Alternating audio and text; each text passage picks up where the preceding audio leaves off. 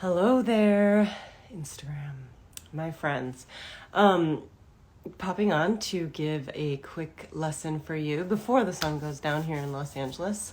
I wanted to hop on because I've been getting, last week when I had my workshop, the Songwriting Blueprint, there were questions around using your intuition in your practice and whether or not that gets easier with time. Of course, it gets easier with practice and using it. And so I just thought I would hop on and talk a little bit more about that and talk about how you can, what that even looks like. What does that mean? And working it into your practice. So if you don't know who I am, my name is Alice Sandall. I'm a performer, composer, singer, songwriter, and educator. And I've worked with artists such as Dan Auerbach, Ty Segall, and offer workshops like the Songwriting Blueprint, and I have one coming up March 3rd, the Songwriter's Guide. So let me get into it a little bit on intuition. So first of all, you want to focus on where you're finding the most joy in your practice. I see a lot of people working in a way where they feel like they have to finish a piece, or like almost like struggling and wrestling with the piece. But look where you're most excited. Look where you're curious. Curiosity is where creativity exists. So look at where you're the most curious. And where you have the most fun. So focus on those areas in your practice and do more of that. That's where your intuition is going to flow more readily and a little more obviously and easily to you. So start there. Do you love collaborating with people? Do you love writing on a new instrument? Do you love learning new ways of writing lyrics? Like, just kind of look where it's fun for you. And if you notice that you're pushing yourself to do something that doesn't feel as joyful and fun, shelf that for a while. That's going to be like you're going to be forcing creativity there, and it's not going to come through as easily. It's okay to shelf a song. It's okay to not finish a song, actually. I think sometimes we're really wrestling with it, and then 2 years later we find us still working on the same piece and not excited about it, and that's just not where we're going to find the most creative flow. Okay, so start with that. Look where you're curious and joyful. The second I want to offer is, this is something, I had a co-write session this weekend, and well, I'll get there in a second. So the other piece is I really find that intuition, I can identify it through physical sensation and feeling. So, and I do feel pretty practiced in it, but what I want to offer is grounding and centering yourself, like either before you're working or when you're working, can be really helpful. So that can look like, for me, what it looks like is sometimes planting my feet on the ground, feeling the lower half of my body, maybe squishing in my seat a little bit like this, and then closing my eyes, taking a few deep breaths, and just getting really present.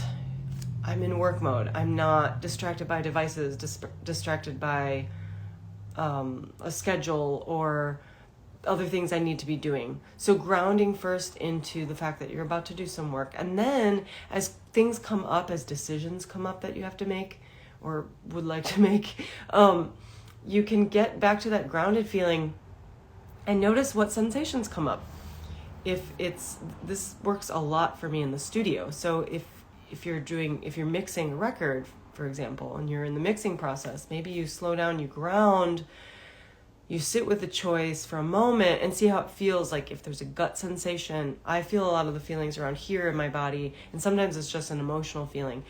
But that is, getting aware with those sensations is going to help you in the future as they come up more, and they're going to be more clear to you. You'll start noticing it more in your practice. And that kind of leads me to step 3, what I was starting to talk about in that co-write session this weekend, which was those sensations are really clear to me now with practice. So now when I get them, I go with the first choice. I don't really hem and haw all that much on choices anymore. I've practiced, really rehearsed making choices quickly based upon the first reaction I've had in my body. Like I said, I often feel stuff here, or an emotional feeling. So I make that decision then and there, and I don't really move backwards and look back and think about changing unless something gets really obvious with like a day, like a break, and I re-listen to a piece and I'm like, no, actually we'll cut that part. But in general, I've learned to identify the feelings and what those kind of intuitive language hits are for me, and I listen to them in the first round. So practicing listening to them, making your choice quickly, and moving on to the next choice or experiment. All of these things will kind of keep your brain out of the way, because that's not a part of our creativity. Our creativity is in this more, what is the word? It's more within like this like aura part of ourselves, right? This energetic thing. It's not in here. It's not like thinking and analyzing about a creative choice. That's not your intuition. So if you're making choices fairly quickly and going with your gut all the time, then you're going to be like in this flow, right? So those are some three things I wanted to offer as how to incorporate your intuition more frequently and practice it in your work. So yes, over time, with practice, it will get easier and clearer and just be a part of, like, built into your work. So I hope that's helpful. Please let me know if these tips help. You can tell me in the comments. You can send me a DM or an email. But the last thing I want to let you know is I've got 1 week until my enrollment closes for my upcoming The Songwriter's Guide. And enrollment is going to close next Sunday, because we're going to start a week from tomorrow, but enrollment will close March 2nd at midnight. So you have about a week to make that decision. If you have questions on your mind around it, if it feels like something that's really calling to you, but you're questioning a little bit, feel free to reach out to me. Send me a DM or an email. I'd be happy to answer any questions, give you a little bit more information if you wonder, maybe, is this right for me right now? I'm happy to help you with those questions. The other thing I want to say about that is this class is for all levels of songwriters. So if you've never written a song before, it's a really great way to supercharge your practice and learn a method that you can use again and again and bring with you moving forward, so you can write more music with total clarity and confidence that when you sit down, you will come out with a finished piece of work that you feel good about.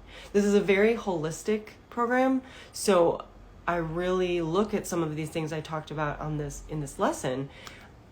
We look at in our intuition, sort of our inner world, like that really is a huge part that gets overlooked in a lot of songwriting methods. But our inner world, we look at that. We look at some technical, how do I analyze work that I love to build my vocabulary and kind of have more of a language I want to use to express my voice in my work, right?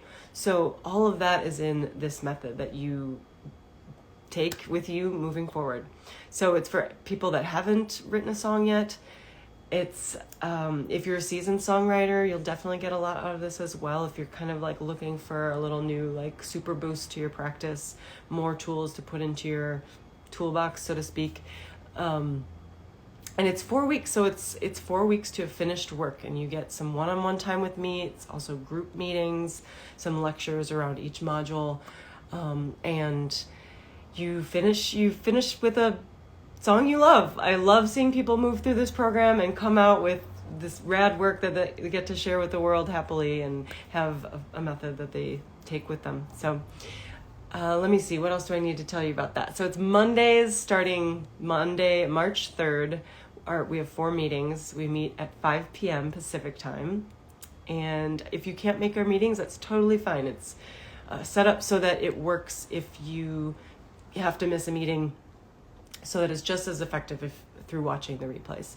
So you can do it with the group, or you can watch the replays and have your one-on-one meetings with me, and we can look at your work. You can get a little bit of coaching too.